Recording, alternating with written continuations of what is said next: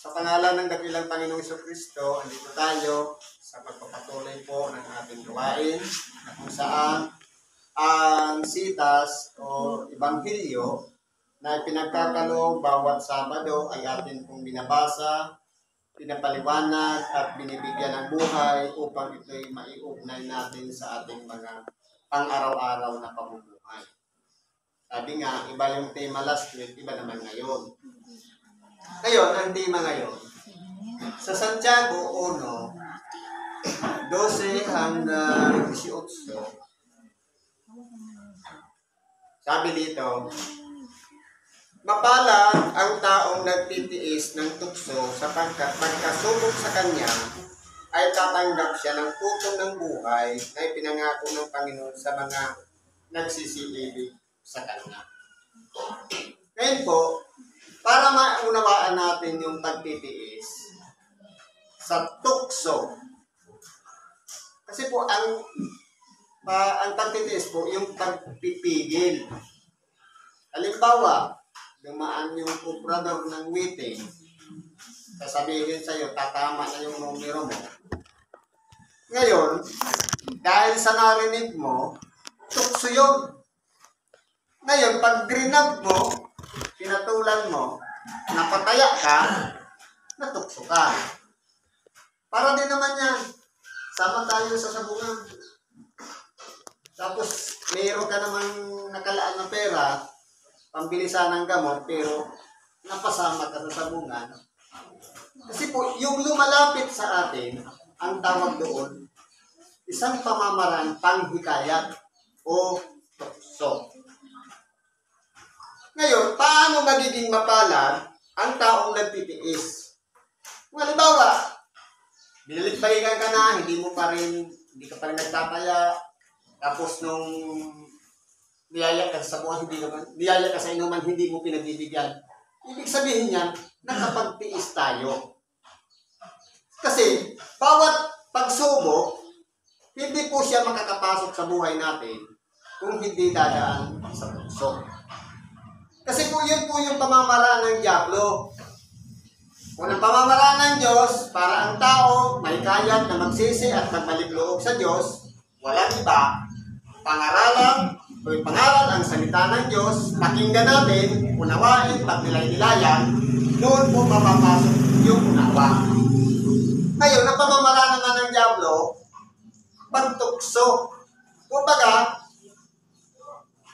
yung ating kahinaan, karupukan, yun ang gagamitin niya para patulan natin yung pamamaraan niya na walang iba yung paghihikayat niya, yung tukso. Kaya, pumapasok ngayon ang pagsubok sa ating buhay. Halimbawa, sinabihan tayo, nagpaulan ka na naman, sigurado lalaknatin ka. Pag pinaniwalaan mo yun, mangyayari talaga yun. Kasi tukso yun eh. Ngayon, na lagay sa isip natin, lalagnatin ako. Ang mangyayari niyan, mapasok tayong pagsubok sa atin. Kaya, dumaranas tayo ng daramdaman. Ganun po yun. Pero, kung wala tayo sa ilalim ng kautusan, walang nagsabi sa atin, wala tayong narinig, walang kautusan tayong nilagapag. Kaya, hindi po tayo mahihikayat. Sabi dito, huwag sabihin ng sino man, pagka siya tinutukso, ako'y tinutukso ng Diyos, sapagkat ang Diyos ay hindi matutukso ng masamang bagay at hindi rin naman siya nanunukso sa kanino man. Totoo po, ang Diyos po, nandyan lang siya sa kanyang kalagayan. Tinitingnan lang po tayo. Kaya huwag nating isisi sa Diyos yung mga nangyayari sa ating buhay. Kundi, ipagpasalamat na lang natin dahil ang bawat pangyayari na dumarating sa ating buhay, may pamamaraan ang Diyos na hindi natin nauunawaan. Kasi po iba-iba po kasi ang pamamaraan ng Diyos na ginagawa, depende po sa kalagayan ng bawat tao na sumasampalataya sa Kanya. Kundi ang bawat tao ay natutugso pagka nahihila ng sariling masamang pita at nahihikayat. Ito na po yung sinasabi na yung pagpatol. Kapag nahikayat na tayo ng sariling masamang pita, masamang kahiligan o kagustuhan, dahil gustong-gusto mo rin naman, halimbawa, niyaya ka ng chicks. Sige na, punta ka dun sa Maynila, tapos niyaya ka ng chicks, tapos sumama ka naman. Tukso yun. Dahil gustong-gusto mo rin naman, kaya nahihikayat ka, nadadala ka ng masamang kita. Yung sariling alitigtigin ng ating. Kaya po kung titingnan po natin, aaralin natin dito na sa oras na dumarating ang tukso sa atin, doon natin mas higit na kailangan na tawagan natin ang Diyos upang makailag tayo. Pero kung halimbawa, nahikaya tayo, wala na. Pasok na yung pagsubok hanggang sa nagulo na yung pamilya. Diba? Kaya iba-iba pong klaseng mga tukso. Sabi dito,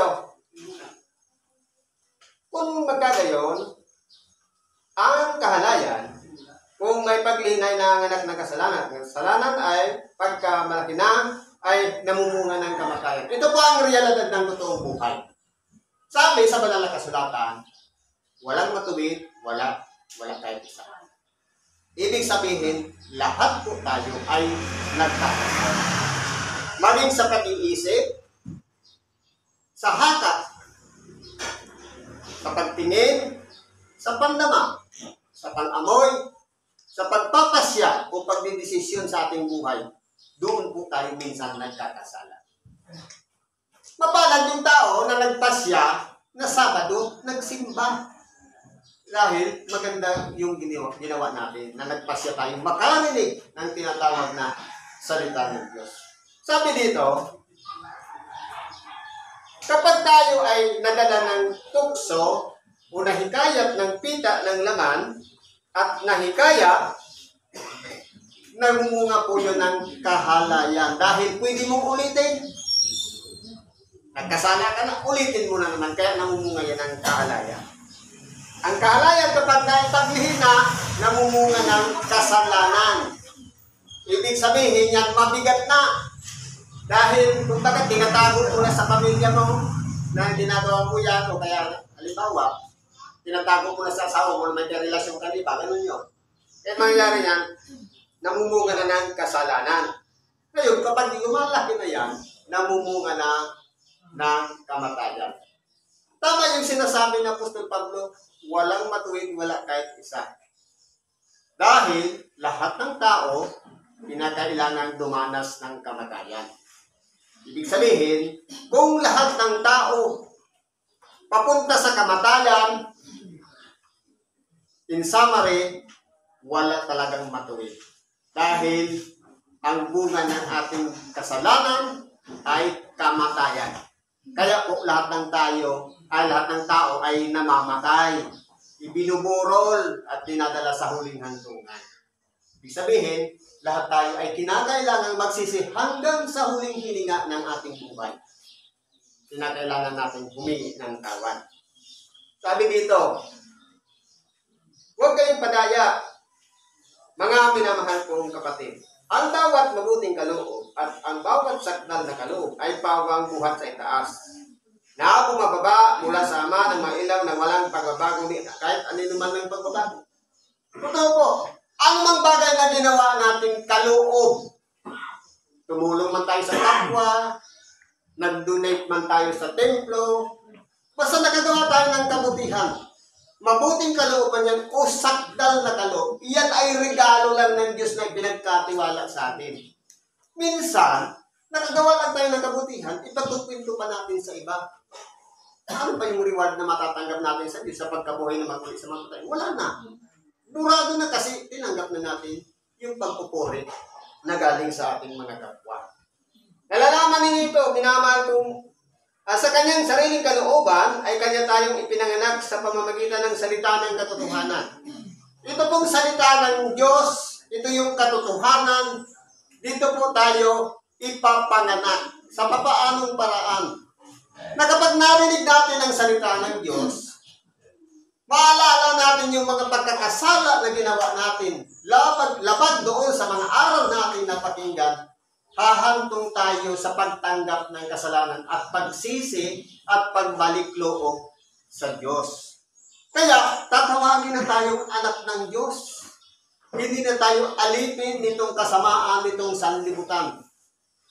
Kaya ngayon, dahil tayo mga anak na ng Diyos, ipagkakatiwala na sa atin ang kanyang kapangyarihan, ang kanyang Espiritu Santo na siyang maggagabay sa ating pang-araw-araw na pamumuhay para hindi na tayo magkabalik.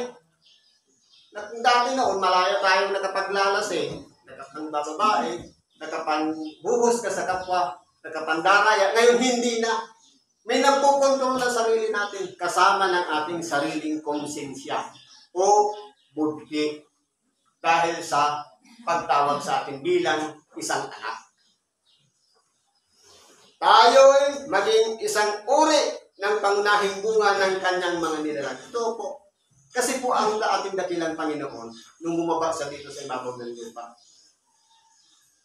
Hindi siya nabuhay agad na kasama ng mga espiritu sa kalaliman ng lupa. Kundi una siyang naging tao.